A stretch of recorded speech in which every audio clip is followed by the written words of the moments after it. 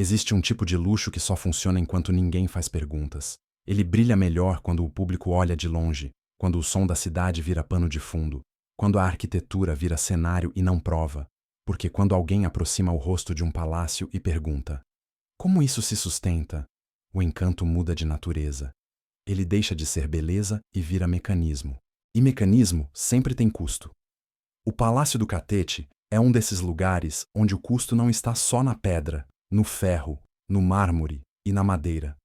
Ele está no que a pedra representou, no tipo de dinheiro que levantou aquelas paredes, no tipo de vida que pagou por aquele silêncio, e no tipo de decisão política que, décadas depois, transformou a mansão mais luxuosa de um império em palco da República.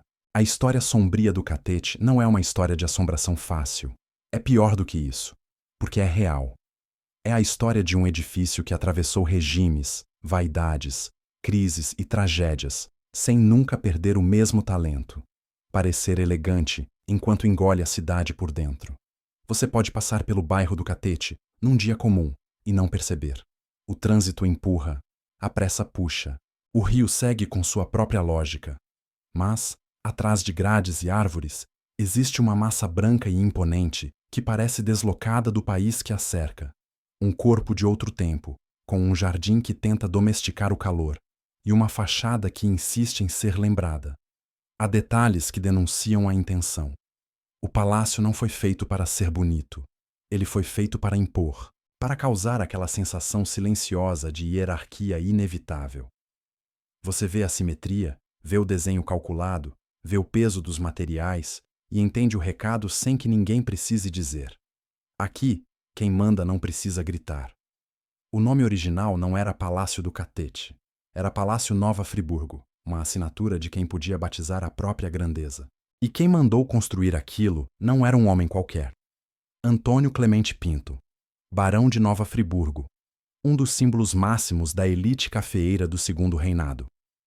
A mansão, começada em 1858 e oficialmente concluída em 1866, nasceu como uma peça de afirmação social, uma residência que precisava provar, na forma, o tamanho do poder econômico do seu dono. O palácio era uma frase em pedra: eu cheguei. E para entender o sombrio, você precisa entender o que significava chegar no Brasil do século XIX. Não era apenas ser rico, era ser rico do jeito certo. Rico com lastro em terra, exportação, influência e uma economia sustentada por violência institucional. O café fazia o Brasil se vender para o mundo, e a aristocracia do café comprava o direito de viver como Europa, mesmo estando no trópico. O palácio era isso, a tentativa de importar um padrão de civilização para legitimar um poder que, na base, era brutal. A beleza vinha com um odor que ninguém queria nomear. Só que o palácio não sobreviveria como mansão privada por muito tempo. O barão morre em 1869, a baronesa no ano seguinte, e o lugar segue mudando de mãos, sendo ocupado por herdeiros, atravessando as transformações do fim do império, o desgaste de uma ordem social que parecia eterna, mas não era. O Catete, como edifício, é um sobrevivente. E sobreviventes aprendem a trocar de pele. Quando a República chega, a cidade e o país precisam de novos símbolos. O Rio de Janeiro, capital, vira um teatro político. E todo teatro precisa de palco. Em 1896, o governo federal compra o palácio. No ano seguinte, ele é inaugurado como sede da Presidência da República, em 24 de fevereiro de 1897. E aí começa a segunda vida do Catete. A vida em que uma mansão aristocrática se torna uma máquina de Estado. É aqui que o luxo muda de função.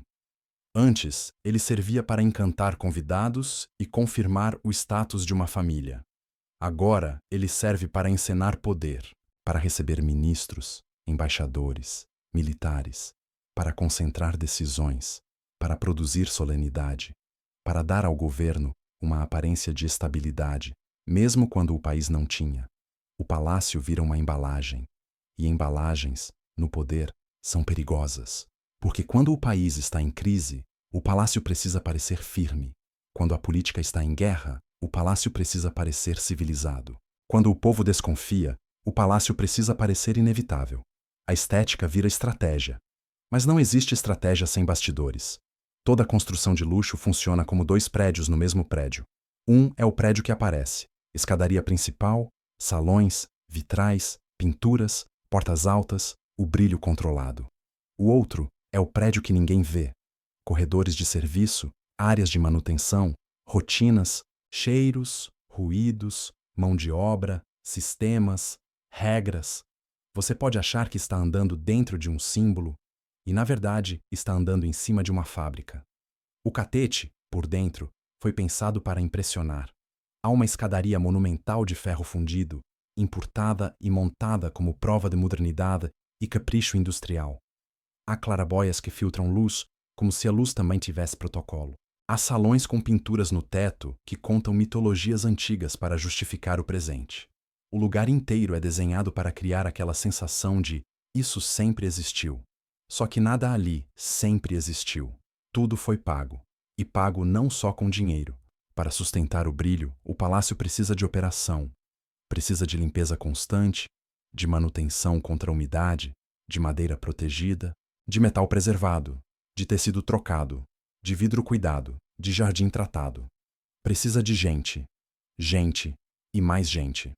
Quando ele vira a sede do poder, ele também vira um organismo que exige rotina militar, horários, etiquetas, equipes, supervisão, vigilância. O palácio vira um lugar onde tudo tem que acontecer sem parecer que aconteceu. Isso é luxo. Luxo é o que funciona sem barulho. E, quando um palácio histórico vira sede do governo, o luxo passa a ter uma função extra. Ele precisa engolir o atrito político. Porque ali dentro, o país não é uma fotografia. O país é disputa, é pressão, é crise, é ameaça, é vaidade, é medo. E medo, quando entra num prédio, muda o jeito que o prédio respira. O catete respirou medo muitas vezes. Ele foi palco de decisões que definiram rumos do Brasil. E também foi palco de gestos íntimos, silenciosos, que um dia explodiriam para fora das paredes. O palácio concentra uma espécie de tensão permanente. Por um lado, os salões de cerimônia, a aparência de controle. Por outro, o fato de que poder no Brasil raramente foi um assunto tranquilo. A República Velha passa por ali. As crises militares, as disputas oligárquicas, as negociações, as traições. O palácio vai absorvendo tudo como pedra absorve calor. E quando o século avança, o catete vira ainda mais central. Porque o Brasil muda de escala, a política se acelera, a cidade se moderniza, e o palácio precisa acompanhar sem perder a pose. É nessa fase que a mansão aristocrática vira, definitivamente, uma máquina moderna. Reformas, adaptações, instalações técnicas, energia, comunicação, segurança. Não é só decorar, é atualizar sistemas para que o Estado funcione. E, quanto mais o Estado funciona ali dentro, mais o palácio vira um símbolo perigoso. Porque um símbolo perigoso atrai conflito. Existe um momento em que o catete deixa de ser apenas endereço. Ele vira destino. E destino, no Brasil, costuma cobrar caro. Quando você pensa no catete, é quase impossível não pensar no episódio que marcou o palácio como cicatriz nacional.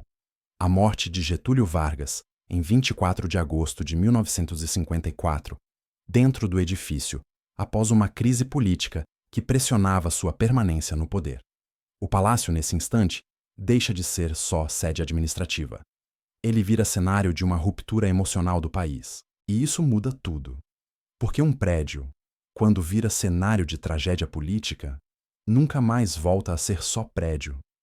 Ele passa a carregar um peso simbólico que infiltra no imaginário, como umidade infiltra em parede antiga.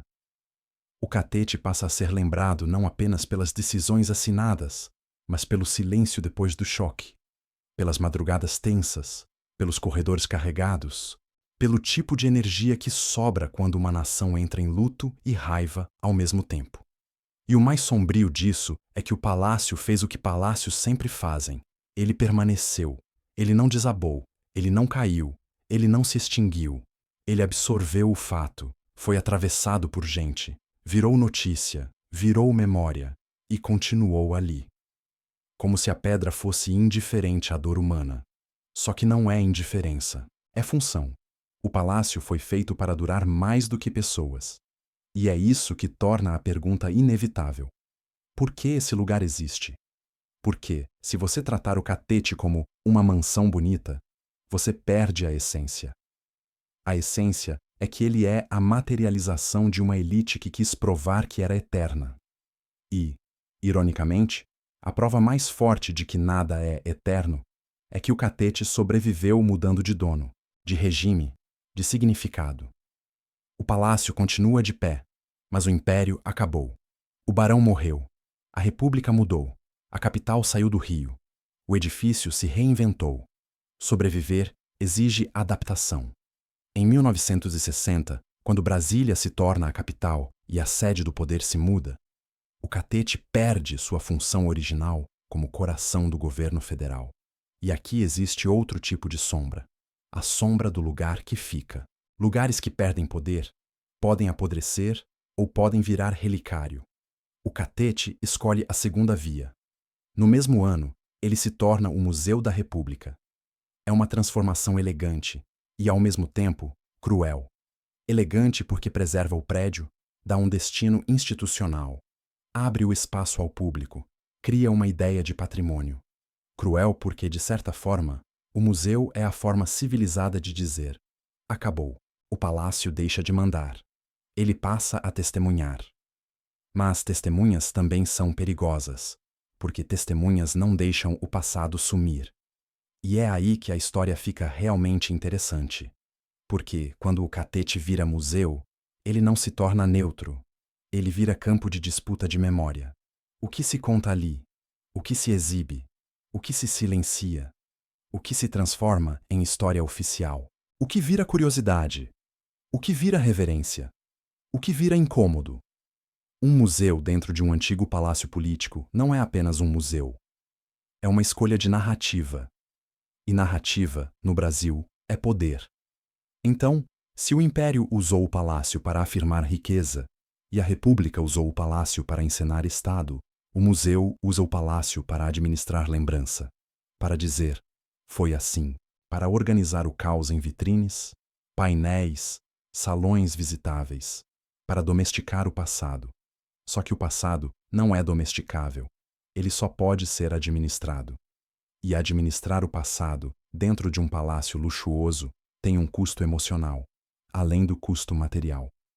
Porque quando você abre um lugar desses ao público, você oferece beleza, mas também oferece prova. A prova de que o Brasil sempre teve uma elite capaz de construir mundos paralelos, com regras próprias, enquanto o país real funcionava em outras condições. A prova de que o poder sempre precisou de palco.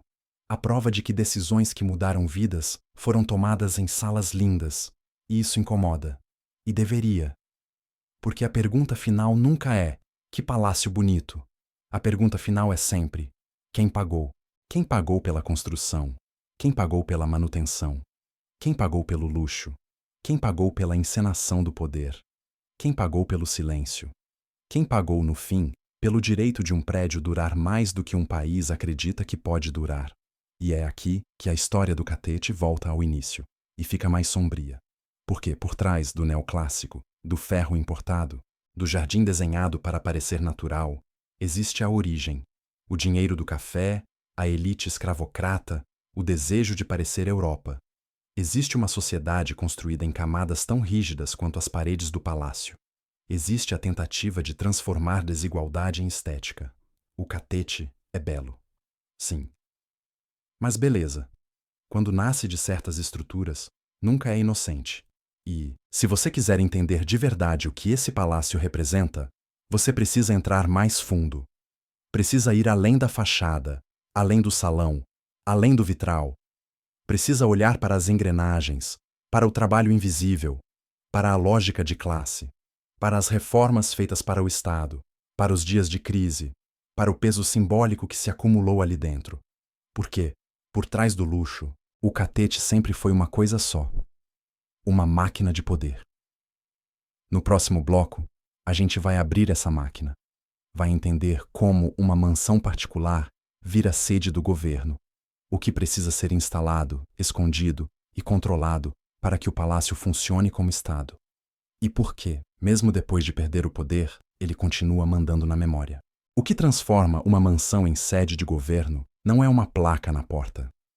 É um tipo de adaptação que parece invisível para quem visita, mas é brutal para quem administra. Porque uma casa, por mais luxuosa que seja, foi feita para uma família. Um governo é outra espécie de criatura. Ele exige fluxo, sigilo, disciplina, hierarquia, redundância e uma capacidade de operar sob crise sem que o público perceba. Quando o Palácio do Catete é comprado pelo Estado, ele não vira casa do presidente. Ele vira, na prática, uma máquina. E toda máquina precisa de duas coisas: energia e controle. A energia vem de infraestrutura, eletricidade, comunicações, água, logística. O controle vem de protocolo. Quem entra, por onde entra, quem fala com quem vê o quê, em que hora, com que testemunhas, com que registro. A partir desse ponto, o palácio deixa de ser apenas arquitetura. Ele passa a ser um sistema nervoso. O Rio, nesse mesmo período, tenta se reinventar. A cidade quer parecer moderna, quer parecer limpa, quer parecer europeia. A República é jovem, insegura e precisa de símbolos para se legitimar. E símbolo, no Brasil, quase sempre vem embalado em imponência. O catete serve perfeitamente a essa função, não porque ele seja adequado ao povo, mas porque ele é adequado ao espetáculo do poder. Só que espetáculo tem bastidor, e bastidor, quando é Estado, tem cheiro de papel, suor, pressão e medo. A rotina de um palácio presidencial começa cedo. Muito antes do público imaginar que qualquer coisa aconteceu, alguém já acordou para acender, limpar, revisar, organizar, preparar. A luz certa, a sala certa, a temperatura certa. O que para o visitante parece natural é, na verdade, uma coreografia. Há um tipo de luxo que depende de repetição. E há um tipo de autoridade que depende de repetição também. O catete aprende a repetir. O presidente precisa de espaços públicos e espaços privados. Precisa de salas para receber, de salas para decidir, de salas para esperar, de corredores para circular sem ser visto, de saídas para escapar, sem transformar isso em notícia. Precisa de uma antessala que filtra pedidos, de secretarias que absorvem pressão, de ajudantes que organizam a fila do mundo. E uma coisa muda a partir do momento em que a mansão vira governo. Tudo passa a ter valor estratégico. A porta não é só porta, é controle de acesso. A escada não é só escada, é rota e visibilidade. O corredor não é só corredor, é canal de informação. O jardim não é só jardim, é distância de segurança, é zona de amortecimento, é espaço onde a cidade para antes de encostar no poder. Em torno desse desenho, forma-se uma cultura. Uma cultura de manter a aparência acima de tudo. Porque o poder, especialmente quando se sente frágil, precisa parecer estável, mesmo quando não é. E a República, nas primeiras décadas, é um laboratório de instabilidade. O Brasil vive disputas de oligarquias, tensões militares, revoltas, negociações que mudam o rumo do país com poucas assinaturas. E, em muitos desses momentos, o catete funciona como um teatro em que o público vê apenas o final do ato, o decreto, o anúncio, a foto, mas não vê o que aconteceu nos bastidores. Não vê a madrugada, não vê o telefone tocando, não vê o mensageiro, não vê os encontros discretos, não vê a conversa em voz baixa. O palácio precisa engolir o que não pode aparecer. E aí entra o primeiro elemento realmente sombrio dessa fase: a administração do silêncio. Silêncio, no poder, não é ausência de som. É uma política. É uma escolha. No catete, o silêncio é produzido. Ele não acontece sozinho. Ele é o resultado de filtros, de portarias, de seguranças, de secretários, de agendas, de regras de etiqueta, de rotinas que impedem o caos de invadir o centro. Um palácio presidencial não é um lugar onde as pessoas circulam. É um lugar onde as pessoas são conduzidas. Você não entra num palácio assim por acaso. E quando entra, você entra do jeito certo. Você se move do jeito certo. Você espera do jeito certo. Você fala quando é permitido falar. Você se senta quando é permitido sentar. A arquitetura, por mais bonita que seja, faz parte desse controle. Ela não é neutra. E, ao longo do tempo, o catete vai ficando ainda mais carregado, porque o Brasil vai ficando mais carregado. A cidade muda de pele. Reformas urbanas abrem avenidas, expulsam pobres, tentam higienizar o centro. A imagem do Rio vira um projeto político. O Brasil quer vender um rosto para fora. Quer atrair investimento, quer parecer civilizado. E nesse esforço, o palácio funciona como uma vitrine. Ele diz, sem palavras, somos uma nação com Estado. Só que o Estado brasileiro, muitas vezes, foi um Estado que existia mais para controlar do que para cuidar. E um prédio pode revelar isso sem querer. O catete começa a acumular a presença de militares e de cerimônia. A República, com medo de ruir, se apoia em símbolos rígidos. O palácio recebe uniformes, patentes, honras. Recebe negociações que envolvem a força. E, quando a política se aproxima da força, o ar do prédio muda. O poder fica mais tenso. Há momentos em que um palácio parece leve, quase social. Há momentos em que ele parece um quartel disfarçado. A diferença não está na parede. Está na maneira como as pessoas se olham. E o catete, ao longo de décadas, viveu esses dois humores. Outro elemento crucial dessa transformação é a tecnologia. Uma mansão aristocrática do século XIX já tinha sinais de modernidade, mas um governo exige um salto. Comunicação vira necessidade diária.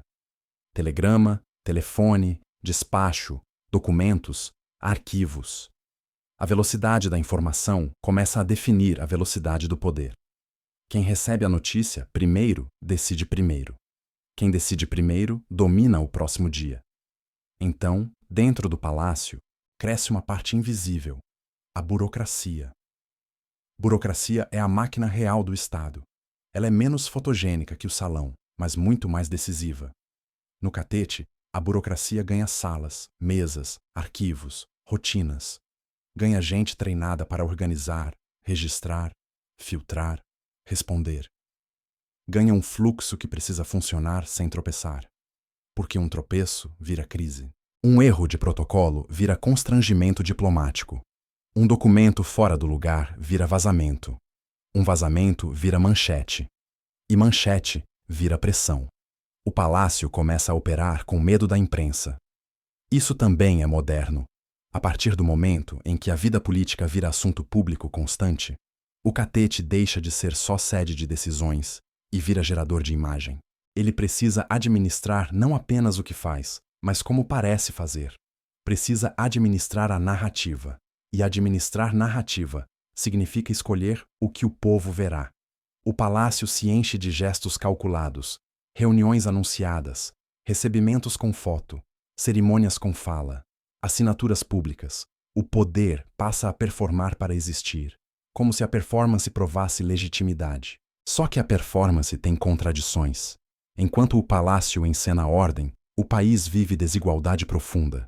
Enquanto o palácio oferece salões e jardins, a cidade empurra pobres para longe do centro civilizado. Enquanto o palácio recebe diplomatas, a população vive com pouca presença do Estado onde mais precisa. Enquanto o palácio brilha, o país sangra sem glamour. E isso gera um ressentimento silencioso que atravessa gerações. Um palácio presidencial, por existir, já produz uma pergunta incômoda. Por que eles têm isso? O catete, por ser bonito e central, intensifica essa pergunta. Ele vira símbolo do abismo. Por isso, a sede do governo não pode ser apenas aberta. Ela precisa ser protegida. E protegida de quê? De ameaça real, sim, mas também de constrangimento, de protesto, de invasão, de insulto, de escândalo, de qualquer coisa que degrade a imagem de autoridade. O palácio começa a produzir distância. Distância física, Portões, guardas, rotas, distância social, etiqueta, barreiras, nomes, horários.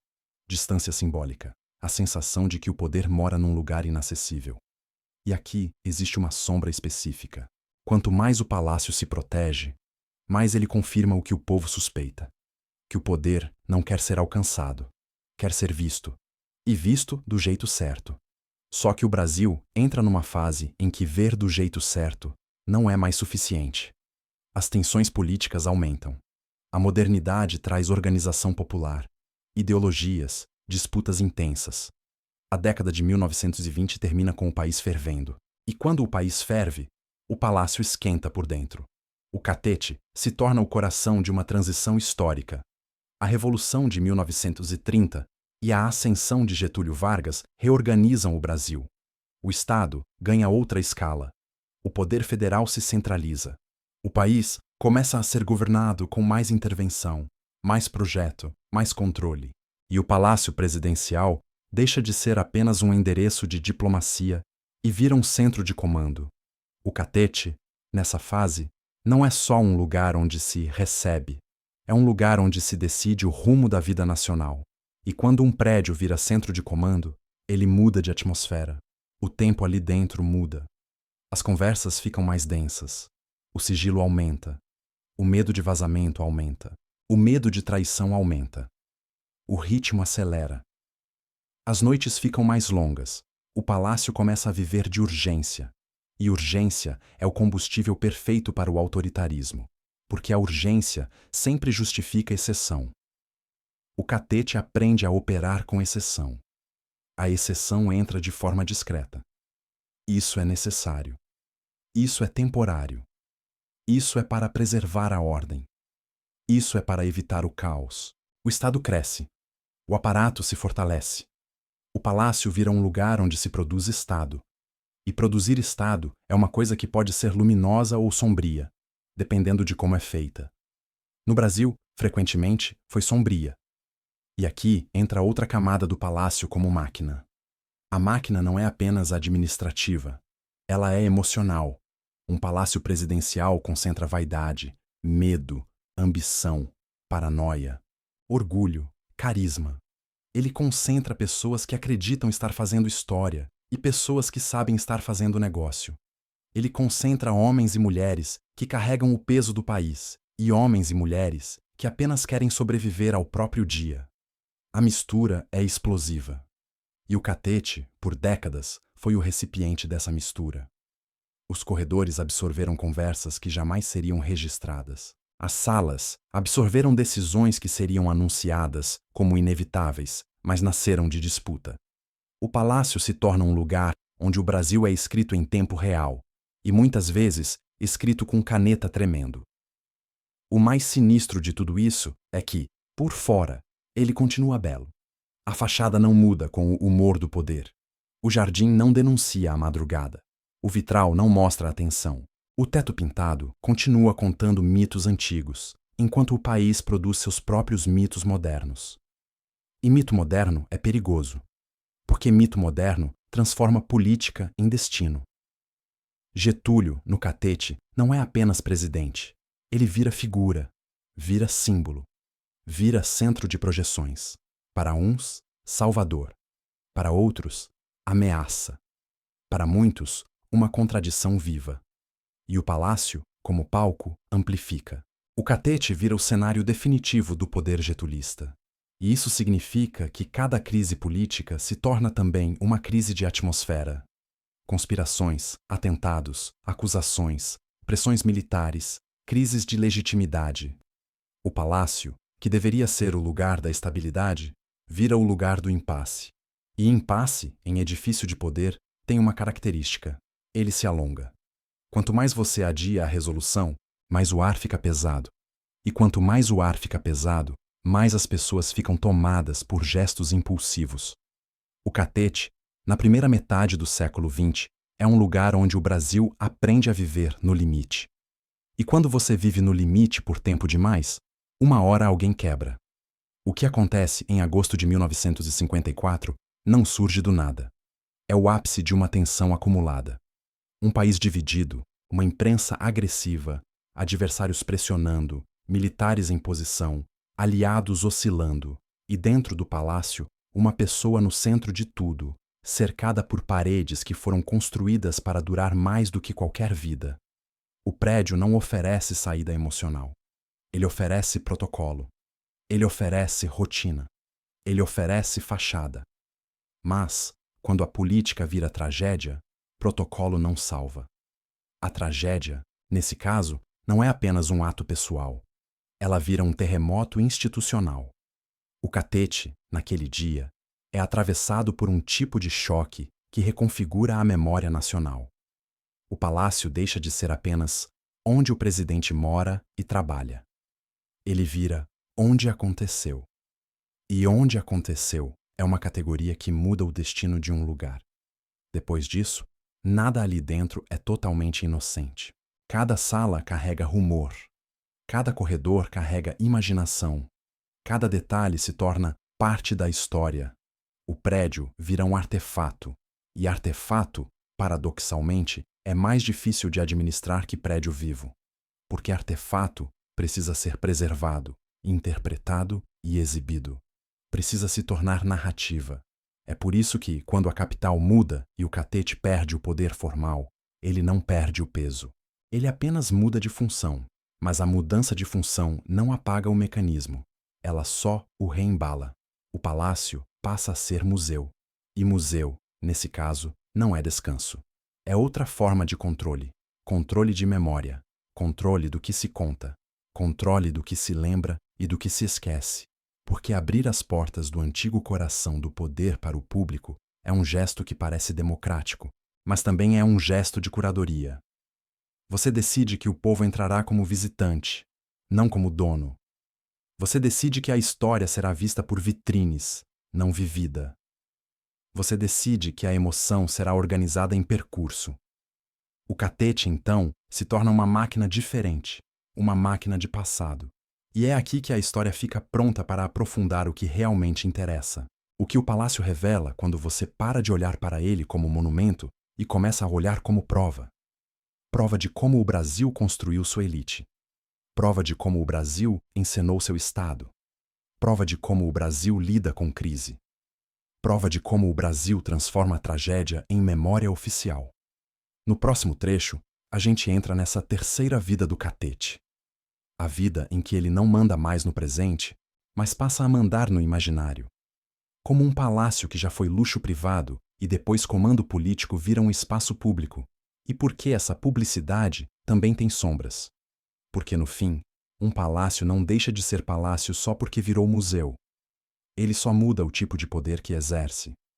Quando um palácio perde a função de mandar, ele ganha a função de explicar. E explicar é uma forma de poder. O Catete, como sede da presidência, exercia um poder direto. Decidia, assinava, ordenava, recebia, filtrava. Como museu, ele exerce um poder mais sutil e, muitas vezes, mais duradouro. Ele organiza como a nação se lembra de si mesma. Ele transforma turbulência em percurso. Ele transforma conflito em vitrine. Ele transforma o que era vivo, sujo e contraditório em algo visitável. Você entra, anda, observa, aprende.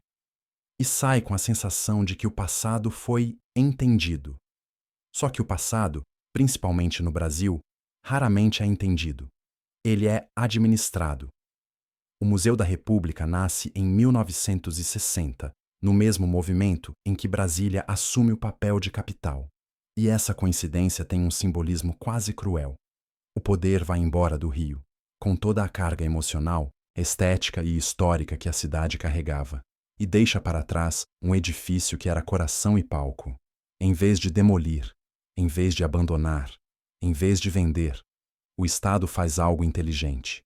Transforma o prédio em patrimônio. Patrimônio é a palavra civilizada para a ruína evitada. Mas patrimônio também é um filtro, porque quando algo vira patrimônio, ele passa a ser protegido. Sim, mas também passa a ser interpretado. E toda interpretação é escolha. O Catete não vira um museu neutro. Ele vira um museu dentro de um lugar que foi construído para a desigualdade, apropriado para o Estado e marcado por tragédia política. Isso significa que cada sala tem uma pergunta escondida. Cada objeto tem uma narrativa possível. Cada ausência de objeto também tem. O museu é, por definição, uma máquina de seleção. E o que é selecionado é o que vira história. Quando você caminha pelo Catete como visitante, o que te impressiona não é só o tamanho do prédio ou o desenho dos salões. É a sensação de que ali existe uma camada de realidade que a gente não costuma encarar. A realidade física do poder. Não o poder como ideia, mas o poder como ambiente, como rotina, como arquitetura, como distância. Você sente isso na escala, na altura dos tetos, na imponência das portas, na forma como os espaços foram organizados para a hierarquia. Você percebe como o prédio te obriga a olhar para cima, como ele te conduz, como ele te lembra, o tempo todo, que ali dentro existia o centro. E quando um prédio te faz sentir isso, ele não é só cenário, ele é pedagógico. Ele ensina o que era ser Estado naquele tempo. Só que o que ele ensina tem duas versões. A versão oficial é a versão do patrimônio. A República como trajetória, o Estado como continuidade, o país como construção institucional. A versão sombria é a versão que aparece nas entrelinhas. O Estado como teatro de elites, a República como disputa constante, a governabilidade como negociação muitas vezes violenta, a modernização como projeto que avançou sobre os mais fracos. As duas versões convivem no mesmo corredor. É aí que o Catete vira um lugar fascinante e perigoso ao mesmo tempo. Porque ele tem um dom raro. Ele pode ser visitado de duas formas. A forma turística, que vê beleza e história. E a forma investigativa, que vê mecanismo e prova. E, se você escolhe a forma investigativa, você começa a notar um detalhe essencial.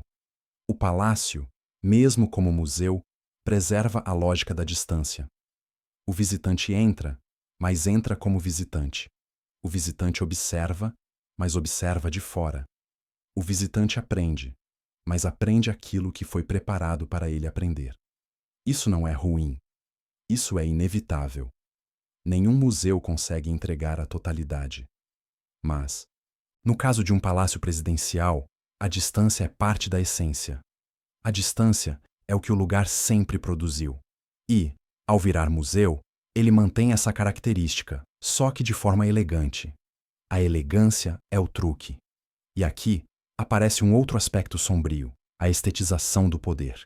Quando o Catete vira museu, ele passa a ser apreciado, fotografado, reverenciado. Ele vira bonito. E o risco de um prédio bonito com história política é que a beleza pode anestesiar. A beleza faz você esquecer a base. A base do Catete como mansão é a base da aristocracia do café, de um império sustentado por exploração e uma elite que tentava se afirmar por símbolos europeus. A base do Catete como palácio presidencial é a base de um Estado que muitas vezes se organizou para defender interesses de poucos. A base do Catete como palco de crise é a base de um país em permanente tensão com suas próprias contradições. Se você só vê beleza, você perde o porquê. E perder o porquê é um luxo que só favorece quem sempre esteve confortável. Então, a partir dos anos 1960, o Catete começa a exercer uma função ambígua. Ele democratiza o acesso ao prédio, mas também transforma o poder em objeto cultural. Ele permite que o povo entre, mas também enquadra a experiência numa linguagem de patrimônio, que costuma ser mais suave do que a realidade. E isso é um processo histórico mais amplo. Quando o poder envelhece, ele tenta virar cultura. Cultura é a forma mais elegante de neutralizar conflito. Só que o Catete não consegue ser totalmente neutralizado, porque existe um ponto ali dentro que é impossível de embelezar. O episódio de 1954. O prédio carrega isso como uma cicatriz que o museu não pode esconder, só pode administrar. E administrar significa controlar o tom. Você pode contar o fato como drama humano, como crise política, como ato de desespero, como gesto calculado, como mito fundador de uma narrativa, você pode se aproximar ou se afastar. Você pode tratar com reverência ou com análise. Mas você não pode fingir que não existe. O catete está amarrado a essa memória. E essa memória, no Brasil, é inflamada. Porque Getúlio não é apenas uma figura histórica. Ele é uma disputa eterna. Ele representa o Estado que protege para uns e o Estado que controla para outros. Ele é associado à modernização trabalhista, ao populismo, ao autoritarismo, à construção de um Brasil industrial, ao jogo duro do poder. Ele é uma contradição que o país projeta até hoje. E o lugar onde a contradição explodiu, inevitavelmente, virá altar para alguns e evidência para outros. Esse é o problema de museus em edifícios de poder. Eles nunca são apenas museus. Eles são arenas de emoção. O catete vira arena. E arenas exigem gestão. Gestão de narrativa.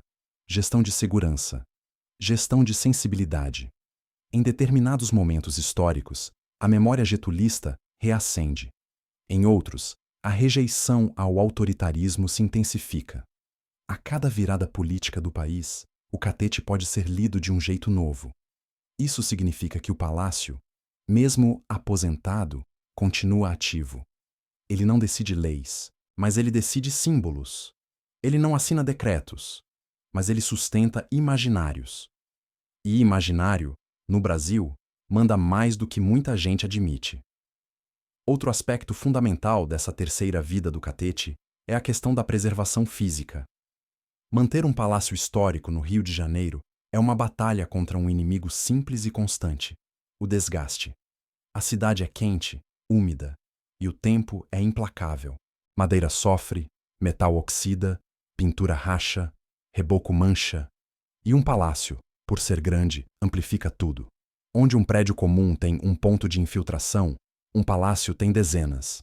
Onde um prédio comum tem um problema elétrico, um palácio tem redes inteiras envelhecidas. Onde um prédio comum precisa de manutenção, um palácio precisa de conservação especializada. Conservação não é conserto.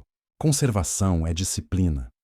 Você não troca um detalhe histórico como se troca uma peça de carro.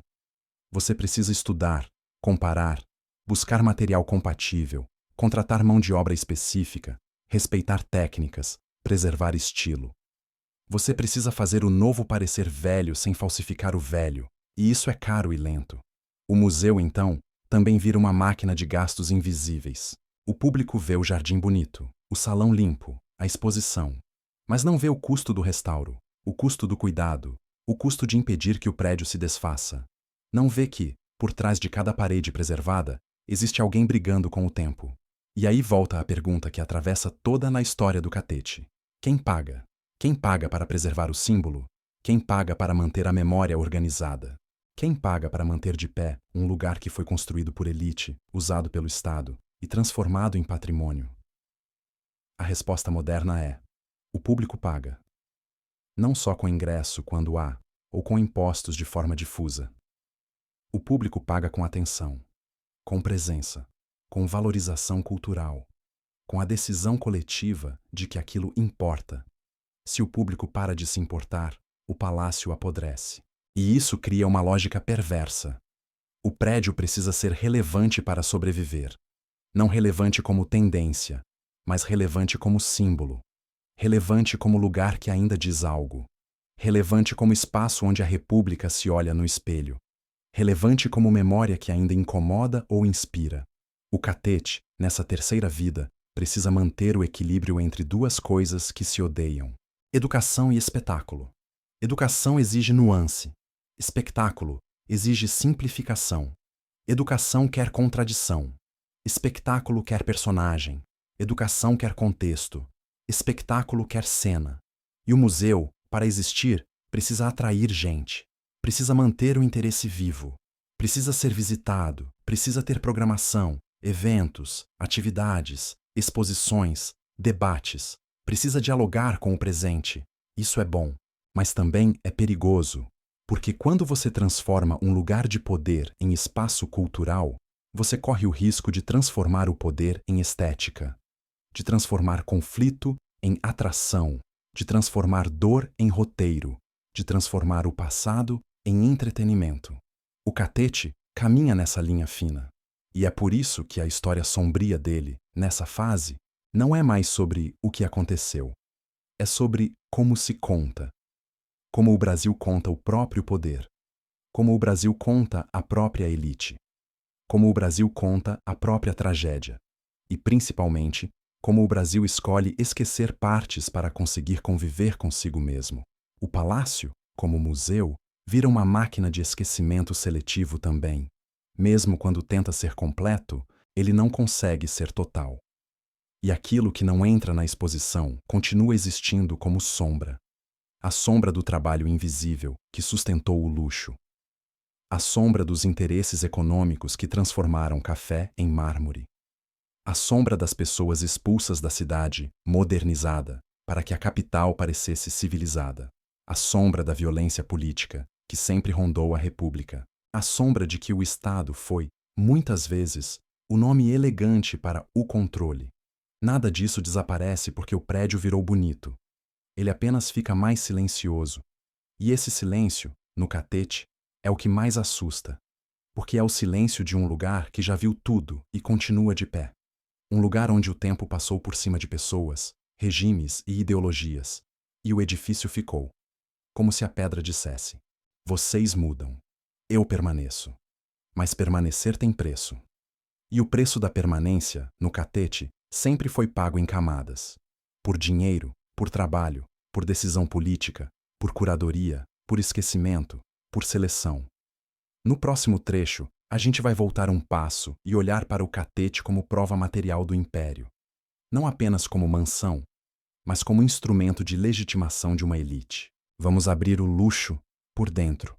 Como ele foi construído, o que ele queria provar e por que essa prova ainda é desconfortável hoje. Porque para entender a sombra do palácio, você precisa entender a sombra do dinheiro que o levantou. Antes de o Catete virar sede da presidência, antes de ele virar palco de crise, antes de virar museu e memória, ele foi uma coisa mais simples e mais reveladora, uma declaração de classe. E essa declaração de classe não era abstrata. Ela era física. Ela tinha ferro, vidro, madeira, pedra. Ela tinha importação, mão de obra especializada, desenho europeu aplicado ao trópico. E um objetivo muito claro: fazer a riqueza parecer inevitável.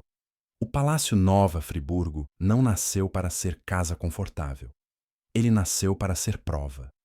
Prova de que o dono tinha dinheiro suficiente para construir um mundo paralelo. Prova de que o dono tinha acesso suficiente para importar materiais e técnicas. Prova de que o dono tinha gosto, ou, pelo menos, poder para comprar gosto. Prova de que o dono podia transformar riqueza em estética e estética em respeito. E, no Brasil do século XIX, respeito não era uma consequência natural de mérito. Era uma fabricação social. Era algo que se comprava, se herdava, se negociava, se impunha. A mansão é parte dessa fabricação. Quando você observa a arquitetura do Catete com calma, sem pressa, você percebe o que ele está tentando fazer. Ele tenta produzir uma sensação de Europa sem dizer a palavra. Ele tenta produzir o efeito de tradição em um país que, naquele momento, ainda buscava construir símbolos de tradição. Ele tenta dar ao dono a aparência de continuidade histórica, como se aquela família fosse parte de uma linhagem antiga, e não uma elite relativamente recente baseada em exportação e influência. Esse truque é antigo. Vestir dinheiro novo com roupa velha. É a forma mais eficiente de legitimar riqueza. Porque riqueza, quando aparece nua, incomoda. Quando aparece com ornamento, parece natural. O Catete, enquanto mansão privada, é o ornamento máximo desse processo. E para entender o tamanho desse ornamento, você precisa entender o tipo de homem que queria essa prova. Antônio Clemente Pinto, barão de Nova Friburgo, não era um aristocrata europeu com castelo herdado. Era um magnata brasileiro, construído na lógica do império. Comércio, terras, influência e um país que recompensava quem sabia operar dentro da ordem vigente. O título de barão, no império, era também uma forma de Estado distribuir status e amarrar alianças. Não era apenas honra, era política. O palácio é a tradução arquitetônica dessa política. E aqui aparece uma sombra essencial. O luxo não é neutro. Luxo é linguagem. Luxo é recado. Luxo é ameaça silenciosa. Quando alguém constrói um palácio no Rio de Janeiro do século XIX, ele está dizendo para a cidade: eu sou maior do que você. Ele está dizendo para os iguais: eu estou acima. Ele está dizendo para o Estado: eu mereço proteção. Ele está dizendo para o povo: eu não vivo no mesmo país que você. E isso se faz com detalhes, com a imponência da fachada, com a simetria que produz sensação de ordem, com a escadaria que obriga o visitante a se sentir pequeno, com o brilho controlado, com o som abafado, com a luz filtrada, com a ideia de que ali dentro o mundo é mais lento, mais bonito, mais civilizado. O palácio, então, funciona como uma espécie de filtro moral. Ele transforma riqueza em virtude, como se ter dinheiro fosse prova de refinamento.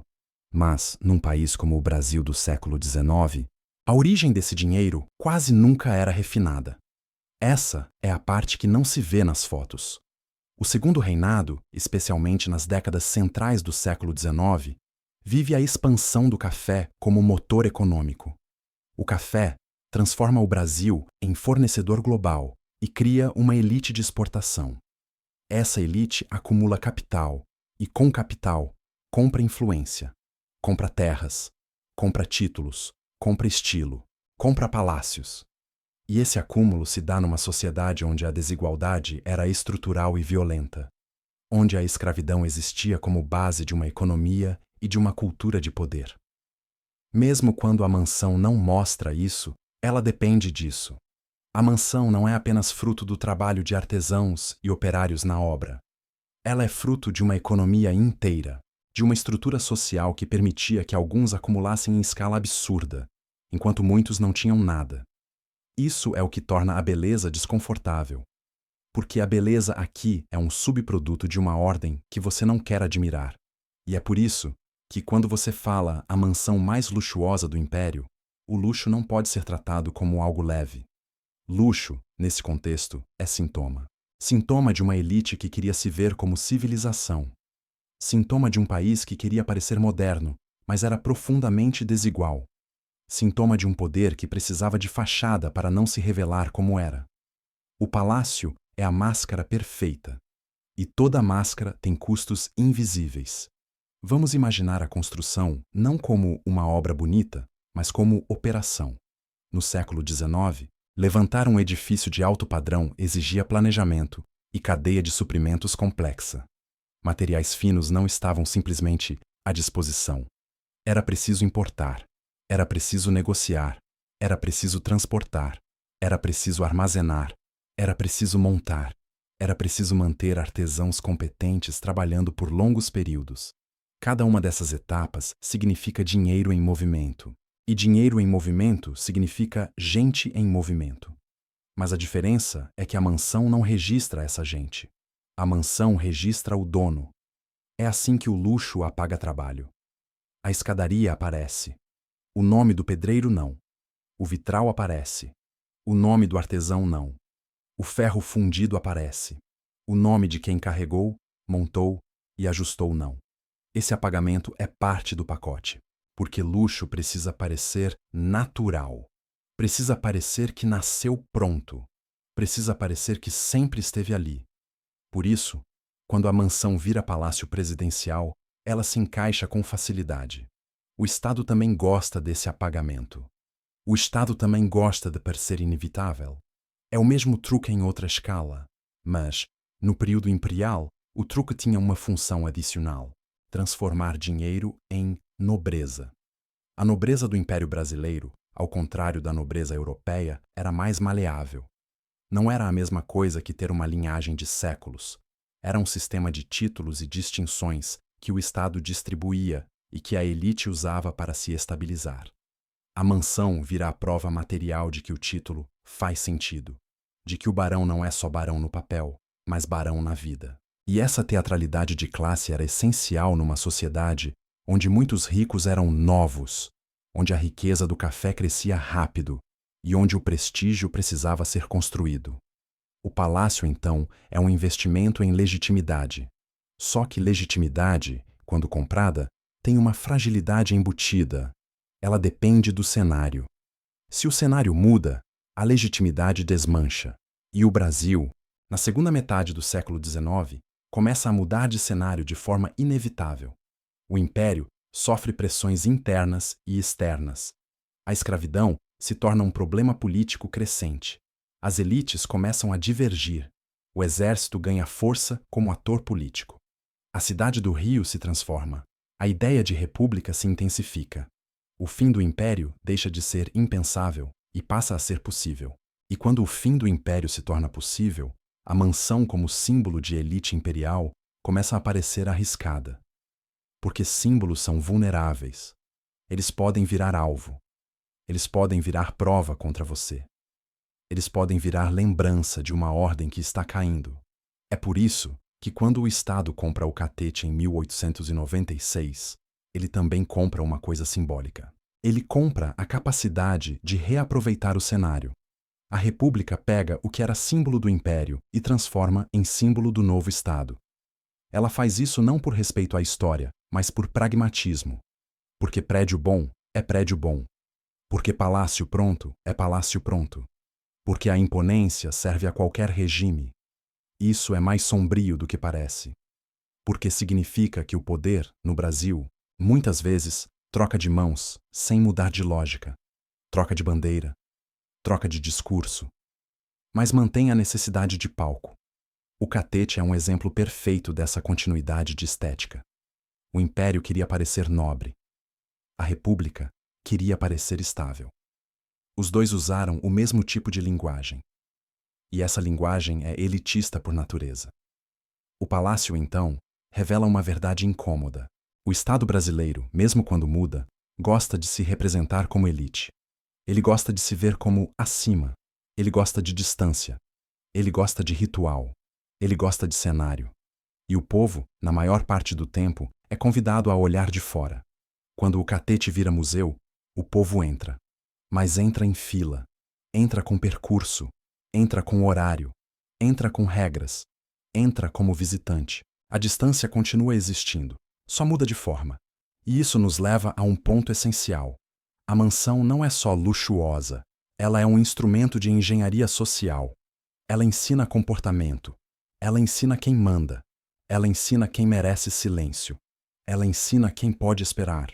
Ela ensina quem tem direito à beleza. Essas lições, repetidas por décadas, moldam como a sociedade se sente. E uma sociedade que se acostuma a olhar para palácios como coisa de outro mundo é uma sociedade que tende a aceitar desigualdade como paisagem. Esse é o efeito mais sombrio do luxo. Ele normaliza a distância. E normalizar a distância é o primeiro passo para normalizar o abuso. Então, quando você olha para o catete como mansão mais luxuosa do império, a pergunta correta não é quanto custou em dinheiro. É quanto custou em estrutura social. Quanto custou em exploração para que alguns pudessem construir isso. Quanto custou em apagamento para que o trabalho ficasse invisível. Quanto custou em desigualdade para que a beleza fosse possível. E quanto custou em narrativa para que a elite pudesse chamar isso de civilização. Porque o palácio, no fundo, é isso. Uma tentativa de transformar uma ordem desigual em estética admirável. Só que, com o tempo, a estética vira documento. E o documento começa a acusar. O catete acusa sem falar. Ele acusa pelo contraste. Ele acusa pelo tamanho. Ele acusa pelo fato de que, para existir, ele precisou de um país inteiro funcionando em torno de poucos. E esse é o ponto em que a história fica pronta para a próxima camada. A história íntima e política que transforma o palácio em lenda. A crise, a tragédia, o episódio que dá ao prédio uma aura que atravessa gerações. Porque o catete não é lembrado só como a mansão do barão. Ele é lembrado como o palco do momento em que o poder deixou de ser apenas espetáculo e virou ferida nacional. No próximo trecho, a gente entra nesse coração escuro. Os dias finais de Getúlio no catete. Não como fofoca, mas como anatomia de crise. Como o palácio opera quando o país está prestes a explodir. E por que um lugar tão bonito pode se tornar, em silêncio, um lugar insuportável? Agosto de 1954, no Rio de Janeiro, não era só um mês. Era um clima. A cidade tinha aquele calor que gruda na pele e altera o humor. Mas o que grudava mesmo era outra coisa. A sensação de que o país estava encurralado dentro de um corredor estreito. A política, que sempre foi barulhenta no Brasil, naquele momento parecia ter perdido a capacidade de respirar. E quando um país para de respirar, ele procura um culpado. O Palácio do Catete, nesses dias, funciona como um pulmão doente. Por fora, continua firme, bonito, insolente. Por dentro, cada sala parece mais estreita do que deveria. Cada corredor parece mais longo. Cada conversa parece ter uma sombra a mais. É assim que uma crise entra num edifício. Ela muda a escala do espaço. O Catete estava acostumado com tensão. Ele já tinha visto transições, conspirações, ameaças, promessas, quedas. Mas aquela tensão tinha uma diferença. Ela não vinha de uma decisão única. Ela vinha de um acúmulo de pressões que estavam maduras demais para voltar atrás. O país estava polarizado de um jeito que não cabe bem na palavra polarizado. Era uma luta por narrativa, por moral, por legitimidade. Era uma disputa que transformava cada gesto do governo em prova e cada silêncio em culpa. E, no meio disso, estava Getúlio Vargas. Getúlio não era só um presidente.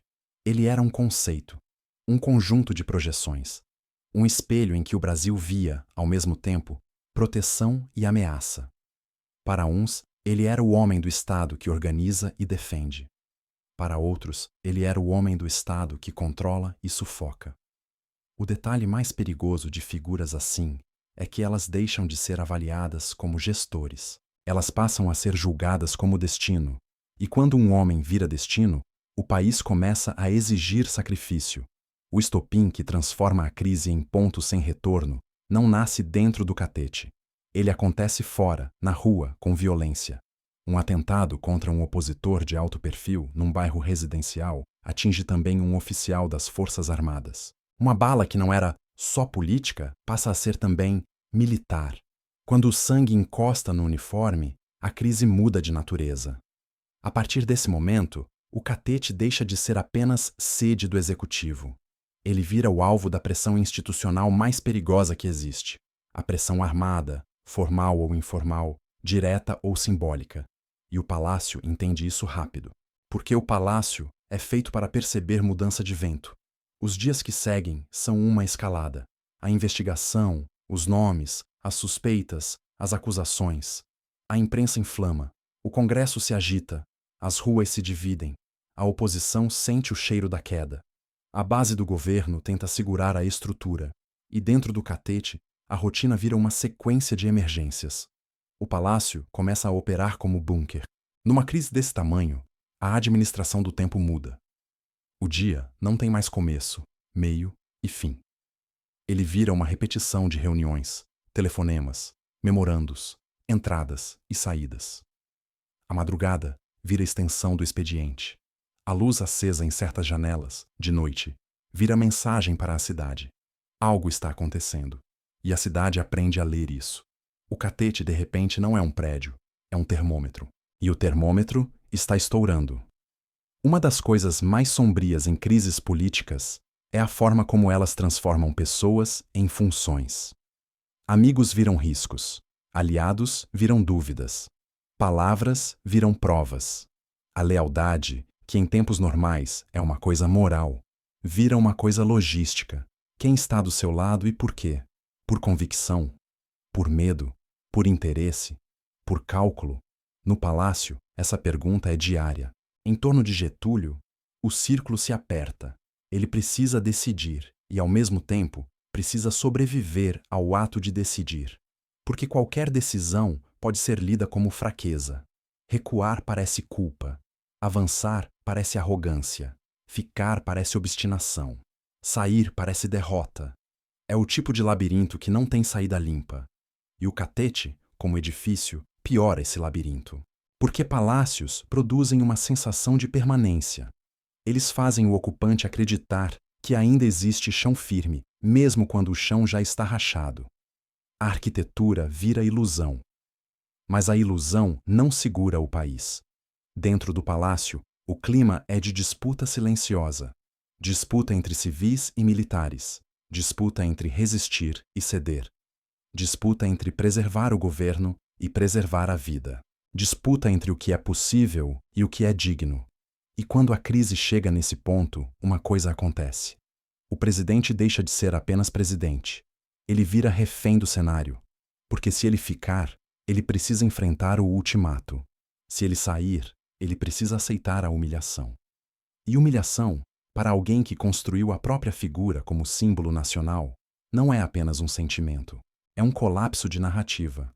Só que Getúlio era um mestre de narrativa. E mestres de narrativa, quando perdem o palco, procuram uma última cena. O palácio, nesses dias, está cheio de ruídos que não aparecem em fotografias. A sola de sapato apressada em corredor, a porta fechando com força. O telefone tocando e a conversa terminando antes do fim. O murmúrio de assessores que se calam quando alguém entra. O silêncio longo demais depois de uma notícia. O tipo de silêncio que não é paz, é pressão. A história gosta de resumir crises como se fossem uma linha reta. Aconteceu isso, depois aquilo, e então o final. Mas dentro de um palácio, o que existe é um emaranhado. Há versões diferentes do mesmo fato. Há mensagens que chegam distorcidas. Há boatos que ganham status de verdade. Há decisões que se tomam e se desfazem. Há horas de debate para terminar em nada. E, ao mesmo tempo, o relógio corre. Porque a crise pública não espera a crise privada. A cada dia, a cidade acorda com manchetes. E as manchetes, mesmo quando erram detalhes, acertam uma coisa. A pressão está crescendo. O catete vira assunto de rua, de bar, de mesa de família. O país inteiro, de algum jeito, passa a viver dentro daquele prédio sem entrar nele. Essa é a maldição de sedes de poder. Elas capturam o imaginário nacional. E o imaginário nacional cobra. Em algum momento, a crise deixa de ser sobre governar e vira sobre sobreviver. Dentro do catete, isso se traduz em medidas de proteção, protocolos reforçados, entradas controladas, gente selecionada. Mas o que ameaça não é só alguém do lado de fora. É também a erosão por dentro. A erosão psicológica. O homem no centro da crise carrega um peso que não cabe em nenhum salão. Getúlio era experiente. Ele já tinha visto quedas e retornos. Já tinha atravessado fases em que o país o amava e fases em que o país o temia. Só que agosto de 1954 tinha um ingrediente diferente. A sensação de que todos os caminhos estavam vigiados. Quando a política se militariza, o espaço de manobra do civil encolhe, e o palácio sente esse encolhimento como se fosse temperatura caindo. O ar fica mais pesado, as reuniões ficam mais duras, as palavras viram lâminas. A linguagem da conciliação perde valor, e a linguagem do ultimato entra em cena. Ultimato é uma palavra que mata devagar, porque ela transforma a negociação em contagem regressiva. Os últimos dias no catete, antes do desfecho, são marcados por essa contagem. Mensagens, pressões, exigências. A pergunta já não é o que fazer, é quando. E quando a história chega nesse ponto, a decisão final raramente é só política. Ela vira íntima. Ela vira existencial. Ela vira uma forma de controle. É aqui que a sombra do catete fica mais densa. Porque a tragédia não acontece numa rua, não acontece numa praça, não acontece num palco público. Ela acontece dentro, atrás de portas, num espaço que deveria ser o mais protegido do país e que, paradoxalmente, se torna o mais sufocante. O palácio, que foi construído para dar grandiosidade, vira claustro. E um claustro pode ser mais perigoso do que um campo aberto. O desfecho de 24 de agosto de 1954 entra na história como choque. O presidente se mata dentro do palácio. A carta-testamento é divulgada e funciona como uma última peça narrativa, uma forma de transformar a queda em ato, a derrota em mensagem, o fim em convocação emocional. E o país responde como o país responde quando um mito se parte ao meio, com comoção, raiva, confusão, Idolatria, ódio, disputa. As ruas fervem. A oposição sente a força do backlash. O Estado recua. A crise não some, mas muda de formato. O gesto íntimo vira terremoto público. E o catete, que estava no centro, vira também o recipiente da onda. O que acontece com um prédio depois de um ato assim? Ele muda de função na memória. A partir desse dia, o catete deixa de ser apenas sede do governo e vira lugar do acontecimento, um ponto fixo na narrativa nacional. Ele vira o tipo de lugar que as pessoas visitam, não só para ver arquitetura, mas para encostar em história como se história fosse coisa sólida. O palácio vira relíquia. E relíquias nunca são neutras. Elas sempre dividem. Alguns olham para o catete e enxergam martírio. Outros enxergam tragédia evitável. Outros enxergam teatro. Outros enxergam prova do quanto o poder destrói. Outros enxergam o peso de um país que empurra seus líderes para a beira e depois transforma a beira em monumento. A verdade é que a tragédia do catete não é apenas sobre um homem. É sobre a lógica do poder no Brasil. É sobre como o Estado se confunde com figura. É sobre como a política vira drama moral. É sobre como a pressão institucional pode virar sufocamento pessoal. E é sobre como uma sede de poder pode se transformar num lugar onde o silêncio vira arma. O catete, depois disso, nunca mais é só bonito. Ele carrega o peso de uma pergunta que assombra mais do que qualquer fantasma literário. O que um país exige de quem governa? E o que um prédio de poder faz com quem habita nele?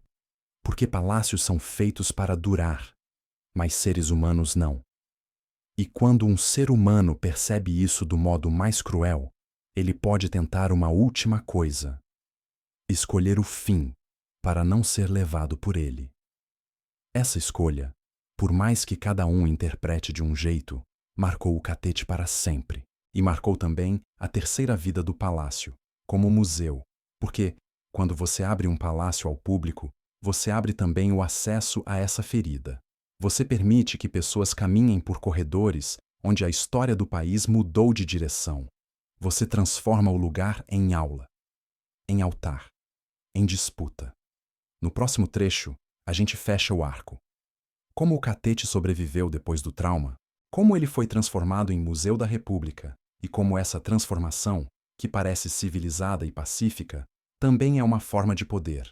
O poder de enquadrar o passado para que o presente consiga continuar andando. O trauma não destruiu o catete. Ele o consolidou. Isso parece paradoxal, mas é o que acontece com lugares que viram ponto de virada.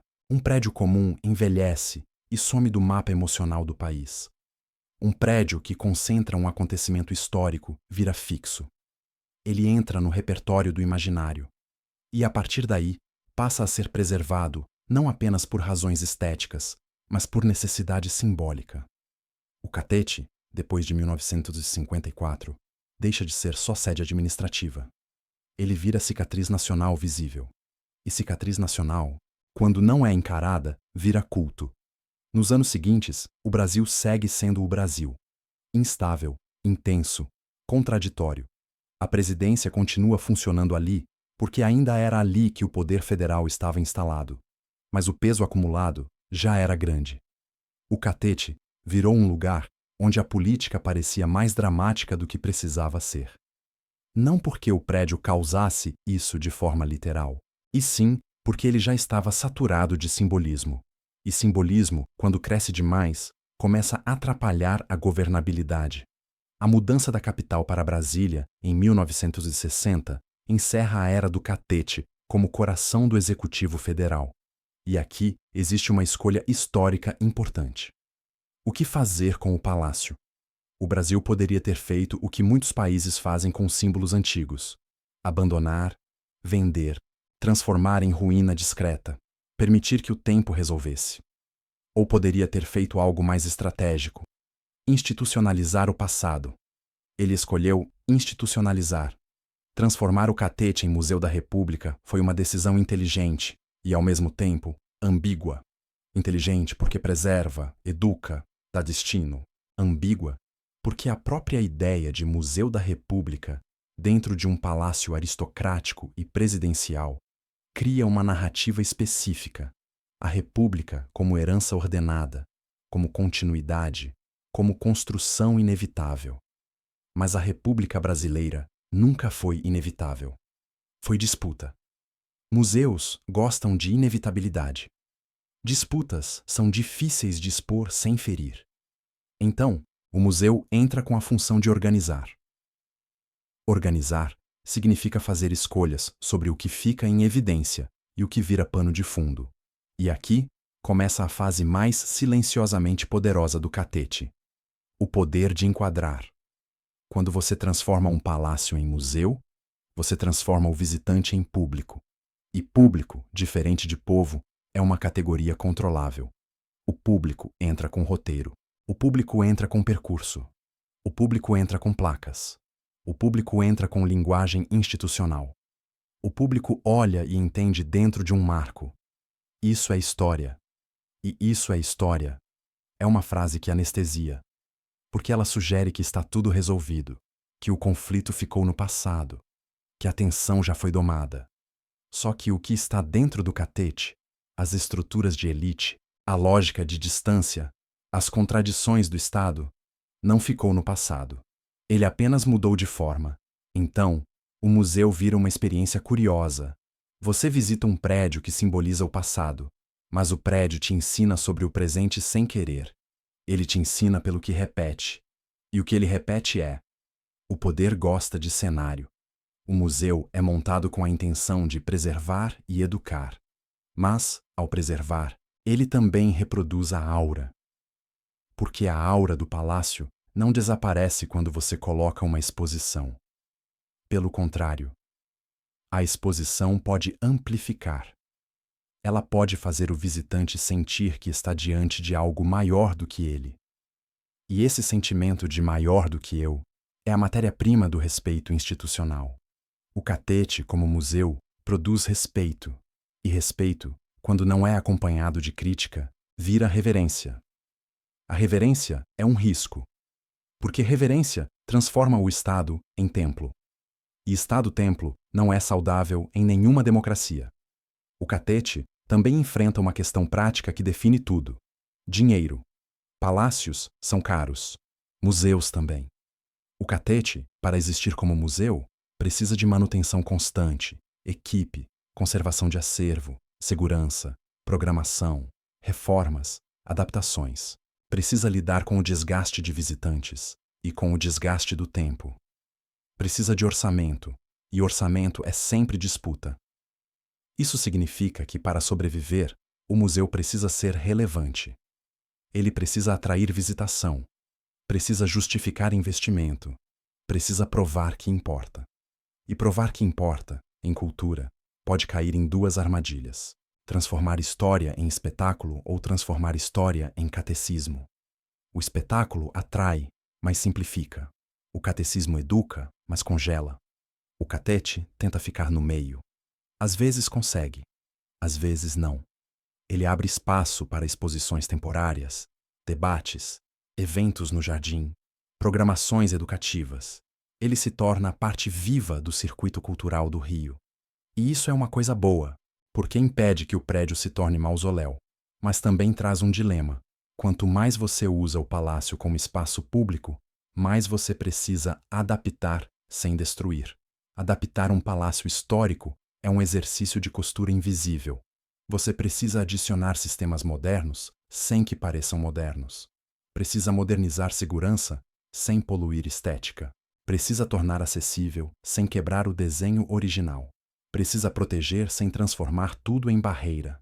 Precisa manter a experiência do visitante sem permitir que o visitante desgaste o prédio até ele morrer. E aí entra um lado sombrio da preservação. Preservar é restringir. Você preserva fechando salas, colocando cordões, impedindo toque, limitando fluxo, controlando acesso. Você preserva criando distância. Ou seja, para democratizar o palácio, você precisa recriar a lógica do palácio. Isso é quase inevitável, mas é uma ironia cruel. O público entra, mas não pode encostar. O público vê, mas não pode habitar. O público circula, mas com rota. O palácio, no fim, continua dizendo: você pode olhar, mas não pode pertencer. E isso é mais do que questão técnica. Isso é sensação social. O catete, por ser um símbolo tão forte, expõe esse problema com clareza. Ele mostra que o poder, mesmo quando vira memória, não se entrega completamente. Outra coisa acontece quando um lugar vira museu. Ele vira campo de disputa narrativa. O Brasil, a cada geração, reinterpreta sua história. E o catete, por ter atravessado império, república, crises, regimes, se torna um palco perfeito para essas reinterpretações. Um grupo pode ver ali um símbolo de construção nacional. Outro grupo pode ver um símbolo de elite e controle. Um grupo pode ver a morte de 1954 como tragédia heróica. Outro pode ver como ápice de um ciclo político problemático. Um grupo pode ver o palácio como patrimônio a ser reverenciado. Outro pode ver como prova de desigualdade histórica. O mesmo corredor pode contar histórias opostas. E é aí que o museu precisa escolher postura. Escolher postura é política, mesmo quando diz que não é. Há maneiras de expor a República que são celebratórias e maneiras que são críticas. Há maneiras de tratar a elite como formadora do país e maneiras de tratá-la como construtora de abismo. Há maneiras de contar o passado como progresso inevitável e maneiras de contá-lo como disputa permanente. O catete, dependendo da curadoria e do clima político do país, pode oscilar. E essa oscilação revela algo importante. O prédio não é apenas um objeto preservado. Ele é um instrumento interpretativo. Ele é usado, conscientemente ou não, para reforçar certas ideias sobre o que o Brasil é. Essa é a função mais poderosa e mais sombria do catete como museu. Ele participa da construção do imaginário republicano. E imaginário republicano, no Brasil, sempre foi frágil. Porque o Brasil alterna fases de democracia, autoritarismo, populismo, crises, pactos, rupturas. A República nunca foi uma linha contínua, foi um zigue-zague. O catete, como museu da República, tenta oferecer continuidade onde a vida real ofereceu ruptura. E isso pode ser reconfortante para o visitante, mas também pode ser enganoso, porque a continuidade fabricada pode esconder as fraturas reais. E fraturas reais são o que a gente precisa encarar para não repetir. Então, a pergunta inevitável é: o que o catete preserva, de fato? Ele preserva salões, objetos, documentos, memórias, sim, mas ele também preserva uma sensação. A sensação de que o poder é algo distante, elegante, sofisticado, e que o cidadão comum se relaciona com ele como espectador. Essa sensação não é educacional. Ela é cultural. E cultura é lenta. Ela se infiltra. Ela molda comportamento. O catete, como museu, pode ajudar a combater essa cultura, se for usado como espaço de crítica e reflexão, mas pode também reforçar, se for usado como espaço de reverência. O prédio não decide isso sozinho. O país decide através de escolhas políticas, pedagógicas e culturais. Só que o prédio tem uma força própria, a estética. A estética do catete é sedutora. É difícil entrar ali e não sentir algum tipo de admiração. E admiração pode ser o começo da curiosidade crítica, mas também pode ser o começo da anestesia. O perigo é admirar e parar aí. E foi por isso que, ao longo dessa história, a pergunta "quem pagou?" nunca pode desaparecer. Quem pagou pelo Palácio do Barão? Quem pagou pela sede presidencial? Quem pagou pelo aparato que administrava a distância? Quem paga hoje pela preservação? E quem paga emocionalmente quando um país transforma feridas em vitrines? A resposta final é sempre mais desconfortável do que parece, porque no fim, o catete é um espelho. Ele mostra o Brasil tentando se ver como civilizado, organizado e grandioso, enquanto carrega contradições profundas. Ele mostra o Brasil tentando transformar desigualdade em beleza.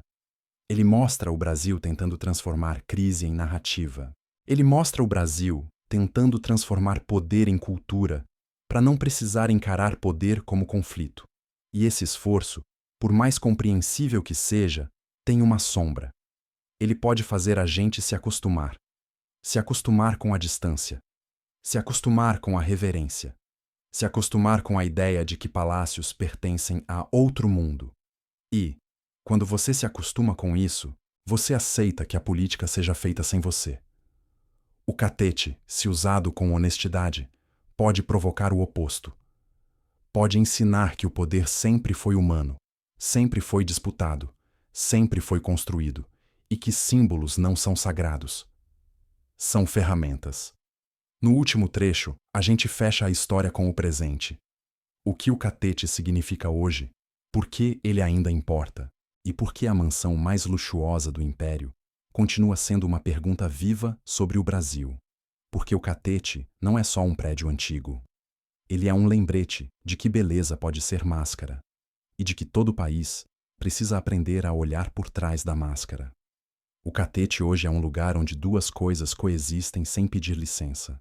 De um lado, a beleza. O jardim, os salões, a sensação de que o tempo está encadernado ali dentro.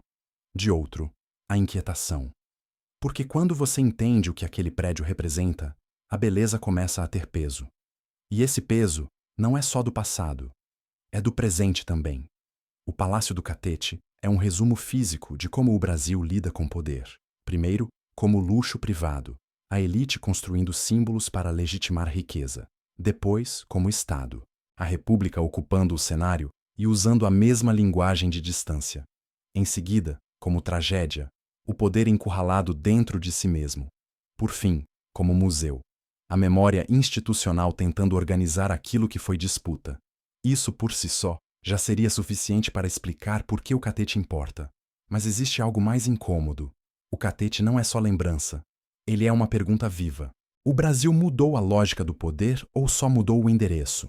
Porque a lógica que o catete materializa, hierarquia, distância, ritual, elite produzindo estética, Estado produzindo narrativa, ainda existe em muitos lugares, apenas com outras roupas. Hoje não se precisa mais de um palácio para exercer essa distância. Ela pode ser digital, burocrática, econômica, simbólica. Mas a sensação é a mesma. O poder ainda parece um lugar onde a maioria não entra. E por isso, visitar o catete pode ser uma experiência estranha. Você entra como público e, ao mesmo tempo, percebe que o país sempre te tratou como público. Você anda por corredores lindos e entende que a beleza, muitas vezes, foi a linguagem preferida para suavizar injustiça. Você vê móveis, quadros, detalhes e pensa: quantas vidas trabalharam para que isso existisse e quantas vidas ficaram de fora da história oficial? Esse é o lado mais sombrio de palácios. Eles não mentem, mas também não confessam. Eles mostram demais e escondem demais ao mesmo tempo. O catete mostra o quanto o Brasil investiu em aparência. Mostra o quanto o Brasil precisou de símbolos para se convencer de que era uma nação moderna. Mostra o quanto a República quis herdar a estética do Império para parecer sólida. Mostra como crises não nascem do nada. Elas fermentam, ocupam espaços, alteram rotinas, corroem pessoas. E mostra, sobretudo, que poder não é abstrato. Poder mora em lugares, circula por corredores, se alimenta de silêncio, se defende com protocolo, se protege com distância. Quando um prédio assim vira museu, a pergunta mais importante não é o que ele guarda, é o que ele ensina. Se ele ensina reverência cega, ele vira templo de elite. Se ele ensina crítica e contexto, ele vira ferramenta de maturidade democrática. E maturidade democrática no Brasil é sempre um trabalho em aberto. Porque a tentação do país é sempre a mesma: transformar política em mito e mito em desculpa. Transformar grandes homens em destino. Transformar grandes tragédias em culto. Transformar palácios em cenário bonito e esquecer o mecanismo que eles representam. Só que o mecanismo ainda existe. A diferença é que hoje ele não precisa mais de vitral para funcionar. Ele pode funcionar em gabinete com ar-condicionado e senha, em reunião fechada, em documento com assinatura, em algoritmo, em orçamento, em narrativa. O catete, então, tem um valor raro. Ele te permite ver o mecanismo sem disfarce tecnológico. Você vê a matéria bruta da distância. Você vê a escala do privilégio. Você vê como o poder se montava como espetáculo e se protegia como fortaleza. E quando você vê isso com clareza, fica difícil olhar para o Brasil de hoje da mesma forma. Porque a pergunta volta com força. O que a gente preserva quando preserva um palácio? A arquitetura? Sim. A memória? Sim. Mas também preservamos o direito de olhar para trás e reconhecer padrões. E reconhecer padrão é o começo de mudança. Se você sair do catete apenas admirando a beleza, você ganhou uma visita. Se você sair do catete percebendo a lógica por trás da beleza, você ganhou uma lente. E essa lente serve para tudo. Para entender a história, para entender a República, para entender por que o Brasil vive ciclos de crise e por que tantas decisões parecem sempre acontecer longe demais da vida real. O Palácio do Catete foi mansão, foi governo, foi trauma, foi museu. E no fundo, ele continua sendo a mesma coisa, um símbolo do preço de manter um sonho de poder. Quem pagou por ele no Império pagou em desigualdade. Quem pagou por ele na República pagou em tensão. Quem paga por ele hoje paga em manutenção e memória. E a pergunta mais difícil, a que fica quando o passeio termina, é a pergunta que nenhum palácio consegue responder sozinho. Quanto custa um país quando ele precisa de tanta distância para governar? E se a gente ainda precisa dessa distância hoje, o que isso diz sobre nós? O catete não responde. Ele apenas permanece. E é justamente por permanecer que ele incomoda. Porque beleza, quando é honesta, não serve só para encantar, ela serve para revelar.